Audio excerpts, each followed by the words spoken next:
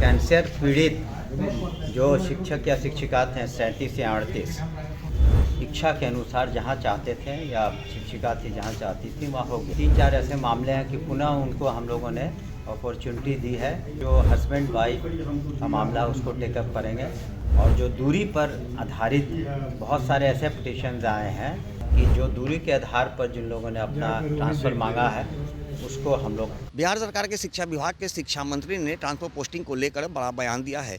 उन्होंने कहा है कि फिलहाल 35 कैंसर पीड़ित शिक्षक व शिक्षिकाओं का जो है मामला सॉर्ट आउट कर दिया गया है और उनके ऐच्छिक जगह पर उनका स्थानांतरण भी कर दिया गया है, जबकि कुल 45 एप्लीकेशन आए थे और जो अभी लंबित हैं उन्हें भी साक्ष्य देने को कहा गया है। उन्हें भी समय दिया गया है कि अपनी साक्ष्य को प्रस्तुत करें ताकि उनका भी समस्या का निदान किया जा सके। इसके साथ ही उन्होंने अनुकंपा पर नियुक्ति करने की भी बात कही है और कहा है कि इन तमाम मुद्दों को लेकर के जो भी समस्याएँ हो रही है उस समस्याओं को लेकर के सरकार काफ़ी गंभीर है, शिक्षा विभाग काफ़ी गंभीर है।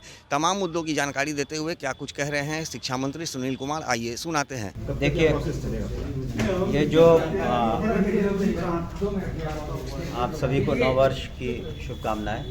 और अभी प्रथम चरण में हम लोगों ने जो कैंसर पीड़ित जो शिक्षक या शिक्षिका थे 37 या 38 करीब 45 प्रतिवेदन पिटिशन्स थे, इसमें से 37 का ट्रांसफ़र हम लोगों ने उनके इच्छा के अनुसार जहाँ चाहते थे या शिक्षिका थी जहाँ चाहती थी वहाँ हो गया है।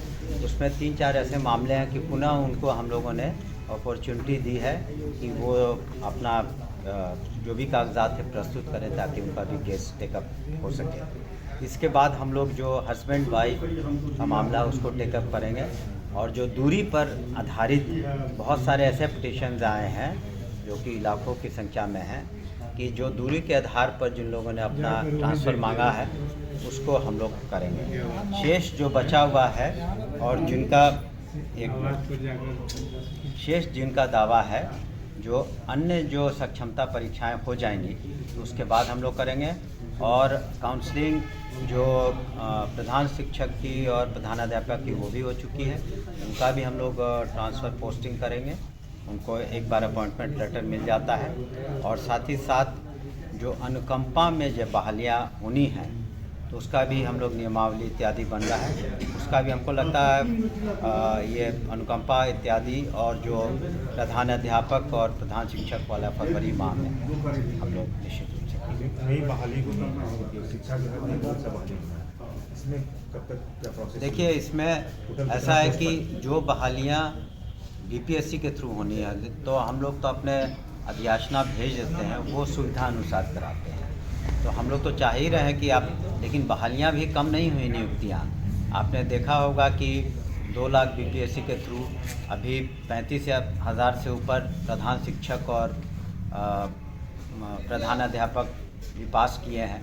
तो बहालियाँ और नियुक्तियाँ तो लाखों में हो रही हैं और जो शेष हैं तो उसको भी हम लोग जैसे अनुकंपा वाला हम लोगों ने थ्रू कर दिया है, उसकी भी नियमावली बन रही है तो उसको करके हम लोग अधियाचना अब अभी हज़ारों की संख्या में कुछ है तो हम लोग उसको वर्कआउट कर रहे हैं कि किन किन कैटेगरी में उसको करें। खास करके जो दिव्यांग बच्चे बच्चियां हैं उनके लिए विशेष शिक्षकों की ज़रूरत पड़ती है, तो नेक्स्ट स्टेप में उनका हम लोग टेकअप करेंगे।